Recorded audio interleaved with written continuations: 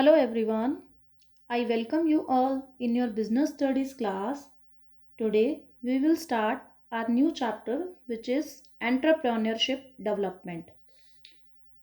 तो क्या मतलब होता है यहाँ पर एंटरप्रेन्योरशिप का? एंटरप्रेन्योरशिप जो है वो एक प्रोसेस है of setting up a new business unit. It is a process of setting up a new business. अब यहाँ और भी कुछ टर्म्स हैं जो इसी से रिलेट करती हैं. एंटरप्रेन्योरशिप का सो सिंपल कि एक नया बिजनेस सेटअप करना इज एंटरप्रेन्योरशिप. अब उस बिजनेस को सेटअप करने वाला कौन? कोई ना कोई पर्सन. उस पर्सन को हम किस नाम से जानेंगे? उस पर्सन को हम कहेंगे एंटरप्रेन्योर. जो उस बिजनेस को सेटअप करेगा, person who sets up that business, that person is called entrepreneur. तो नया बिजनेस सेटअप करना इज एंटरप्रेन्योरशिप. जो उसको सेट करेगा वो एंटरप्रेन्योर है. और जो बिजनेस सेटअप किया जाएगा उस बिजनेस को क्या कहा जाएगा? एंटरप्राइज. जो नया बिजनेस सेटअप होगा दैट इज एंटरप्राइज. तो यहाँ हमने होल टोटल 3 टर्म सीखी कि नया जो बिजनेस सेटअप हो रहा है वो एंटरप्राइज है, जो पर्सन उसको सेट कर रहा है वो एंटरप्रेन्योर है, और इस सारे काम को एंटरप्रेन्योरशिप का नाम दिया जाएगा. तो ये 3 टर्म्स हमारी इंटर रिलेट हो गई. इसी को अगर आप इंग्लिश की ग्रामेटिकली देखना चाहें तो आप ये कह सकते हो कि जो ये पर्सन है, ये पर्सन जो सेटअप कर रहा है बिजनेस को, ये क्या है? सब्जेक्ट है. जैसे इंग्लिश में हम कहते हैं ना, हमारी ग्रामर के पॉइंट ऑफ व्यू में सब्जेक्ट है. इसका ऑब्जेक्टिव क्या है? बिजनेस को सेटअप करना. ऑब्जेक्टिव क्या है? कि मैं एक नया बिजनेस सेट करना चाहता हूँ. तो ये हो गया ऑब्जेक्ट. और जो काम किया जा रहा है, वर्ब यानी क्रिया क्या है? कि एंटरप्रेन्योरशिप. ये काम किया जा रहा है तो ये क्या हो गई? वर्ब हो गई. ओके, तो ये हो गया हमारा बेसिक. अब हम बात कर लेते हैं कि एंटरप्रेन्योरशिप की एक पर्टिकुलर डेफिनेशन की, एक प्रॉपर डेफिनेशन क्या हो सकती है. बेसिक बात क्या है कि एंटरप्रेन्योरशिप का काम जो है वो एक नया बिजनेस सेट है, और यहाँ रिस्क इन्वॉल्व रहता है, और हमारा जो पर्पस होता है वो ये होता है कि हमें प्रॉफिट अर्न करना है.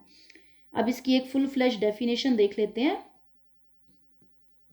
Entrepreneurship is an systematic, purposeful. एक एक वर्ड का जो है ना आगे हम मीनिंग देखेंगे. एंड क्रिएटिव एक्टिविटी, ये सारा हम वर्ड टू वर्ड आगे डिस्कस करेंगे. Which in the face of risk and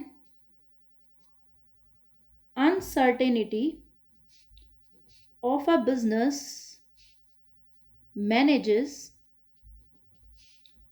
to provide value. Value का मतलब गुड्स या फिर सर्विसेज, जो भी उसके काम का नेचर है, to buyers and consideration to investors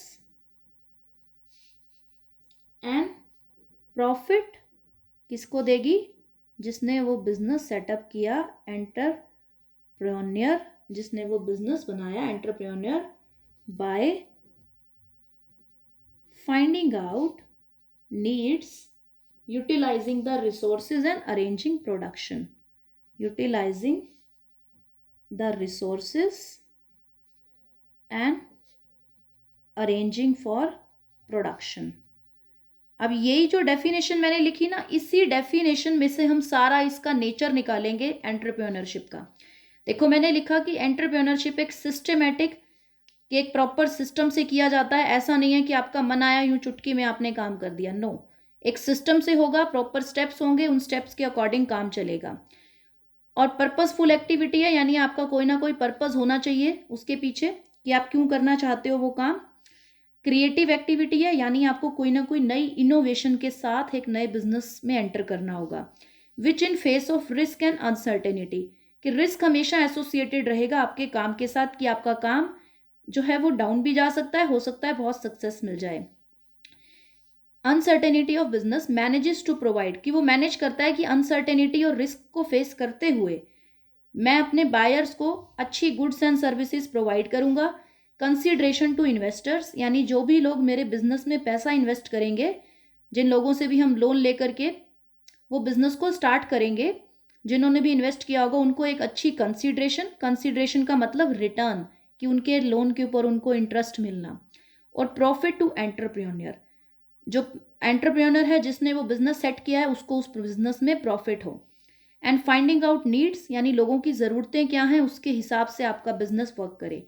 utilising the resources and arranging production, कि आपके जो भी अवेलेबल रिसोर्सेज हैं उनको अच्छे से आप यूटिलाइज कर पाएँ और प्रोडक्शन के लिए अच्छे मेथड्स को अरेंज कर पाएँ, अच्छे ढंग से प्रोडक्शन हो ताकि अच्छी वैल्यूएबल गुड्स आप प्रोड्यूस कर पाएँ।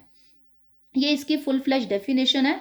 अब इसी में से यही नेचर है, यही जो हमने बात की कि सिस्टमेटिक एक्टिविटी है, एक सिस्टम से चलती है, पर्पस होना चाहिए आपका और वो लॉफुल पर्पस होना चाहिए। ऐसा नहीं है कि आप कहो कि चलो हम करते हैं ऐसा कोई इनलीगल बिजनेस जिसमें रिस्क बहुत होगा, कि कल कब हमारे पास पुलिस का जो है वो रेड पड़ जाए, तो वो रिस्क है, लेकिन ऐसा नहीं है कि वो उसका पीछे आपका लॉफुल पर्पस नहीं है। लॉ की नज़र में आपका बिजनेस वैलिड होना चाहिए। इनोवेशन मतलब नए नए तरीकों से आप अपने बिजनेस को करो, इनोवेटिव वेज में, कि अब तक जो चलता आ रहा है अगर वैसा ही कोई बिजनेस खोल दोगे तो हो सकता है उतनी सक्सेस मार्केट में ना मिले। तो ऐसा कुछ करना होगा आपको जो अभी नहीं था, अवेलेबल रिसोर्सेज में से कुछ नया क्रिएट कर देना, दैट इज कॉल्ड इनोवेशन। तो इनोवेशन होनी चाहिए आपके बिजनेस में।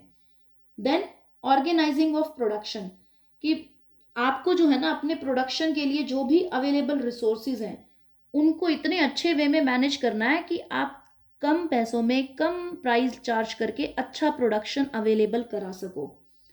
तो आपको ये इंश्योर करना है कि आप बेटर यूटिलाइजेशन कर सकें अवेलेबल रिसोर्सेज का, and that activity is called arranging for production.